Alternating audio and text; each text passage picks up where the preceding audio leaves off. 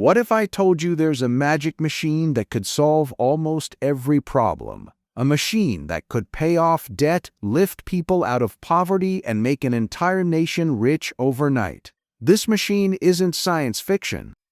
It exists in every country on Earth. It's the money printer. So, why does poverty still exist? Why does any government have debt? If this magic machine is just sitting there, why don't they just use it? Why don't governments just print more money? It seems like the ultimate quick fix. Give everyone more cash, and suddenly, problems disappear. But what if that solution is actually a trap? What if printing that money doesn't create wealth, but instead destroys it? History is littered with countries that tried this, and their stories aren't just economic lessons, they're cautionary tales of wheelbarrows of cash, billion-dollar bread loaves, and societies pushed to the brink. Welcome to Any Question, the channel where we dive deep into the ideas that shape our world. I'm Jason, and if you're ready to unravel one of the biggest misconceptions in economics, hit that subscribe button and give this video a like. Your support helps us share this knowledge far and wide. Now let's find out why the money printer is not a magic button, but often a self-destruct button. First, the core principle, inflation. First, we need to tackle the immediate consequence, inflation. You've probably heard the term. Your parents or teachers said, printing money causes inflation. But what does that actually mean? At its heart, our economy works on supply and demand. If there's a lot of something, high supply, and not many people want it, low demand, the price goes down.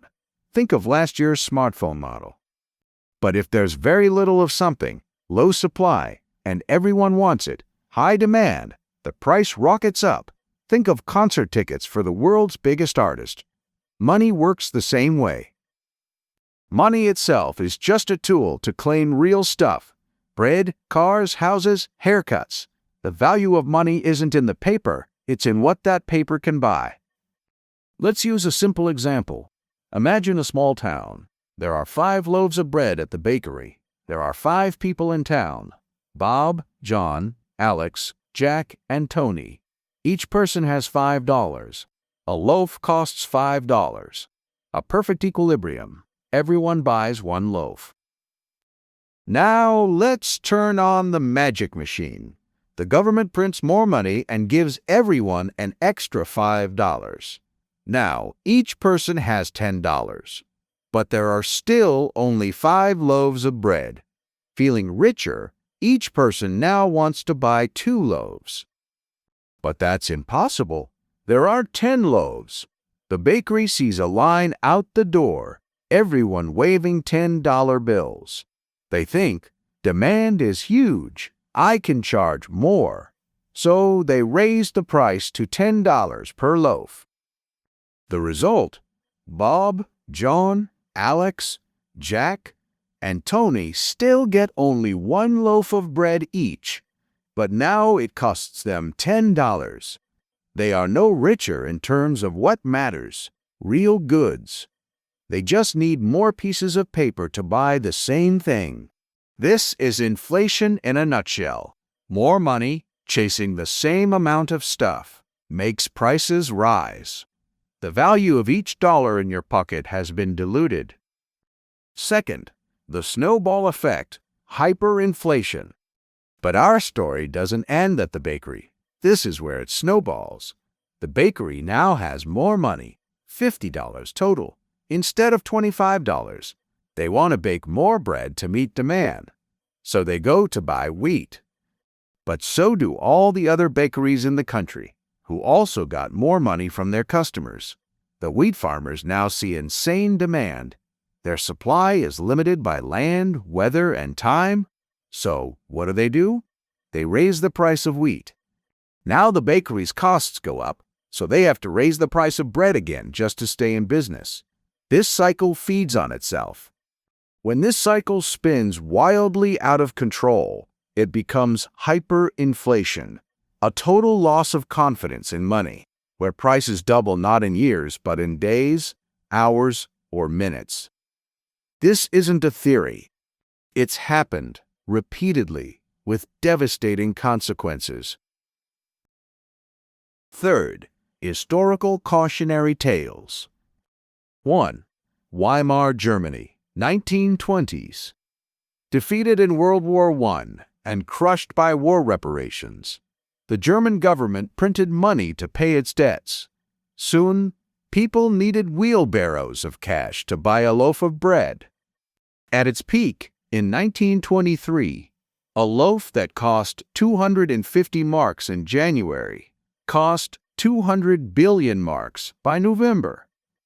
Savings were obliterated overnight, leading to desperation that helped fuel the rise of extremist politics. 2. Zimbabwe 2007 to 2009, following land reforms that disrupted agriculture and crippling economic mismanagement, the government printed money to try to solve its problems. Inflation reached a barely comprehensible 89.76 trillion% per year. The Zimbabwean dollar became litter, worthless. The country abandoned its own currency. 3. Venezuela, 2010 to present. Sitting on the world's largest oil reserves, the government funded massive subsidies by printing money when oil prices fell.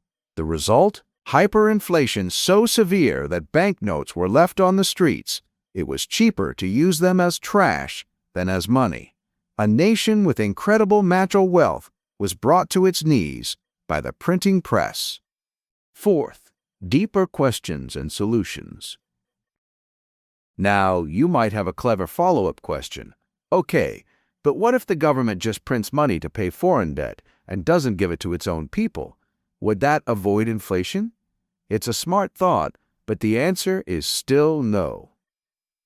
Printing that money increases the total supply of the currency in the global market. Foreign creditors and international markets aren't fooled. They see the currency being devalued and lose trust. They'll demand repayment in a different, more stable currency, or will charge astronomical interest rates, seeing your money as little better than play money. It destroys a country's financial credibility. So, what's the real solution? How do countries actually create wealth? The answer isn't to print more claims on wealth money, but to create more actual wealth, goods and services. Successful nations focus on investing in education to build a skilled workforce, building infrastructure, roads, ports, internet to make business efficient, supporting innovation and technology to boost productivity, creating a stable environment where businesses can grow, hire people, and produce more stuff. When you produce more, you increase the supply side of the equation. More products, more services. When more people have real, productive jobs, they have genuine purchasing power. This leads to sustainable growth, not inflationary spirals. This is the path taken by economic success stories like post-war Japan and South Korea.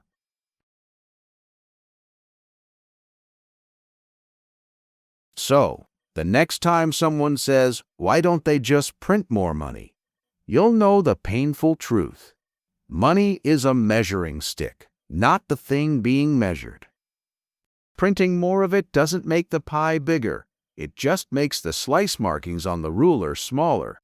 You can't eat a dollar bill. Its value exists only in its power to exchange for something real. The real magic isn't in the printer. It's in the productivity, innovation, and hard work of people. If you found this deep dive into the invisible rules of our world fascinating, do us a huge favor. Subscribe to Any Question for more videos that challenge simple answers. Like this video, it tells the algorithm you want more content like this. Comment below with your biggest "why don't they just" question. What seemingly simple solution should we unravel next? Thanks for watching. I'm Jason, and remember, for any question, the best answer is often just a little deeper than it seems. See you in the next video.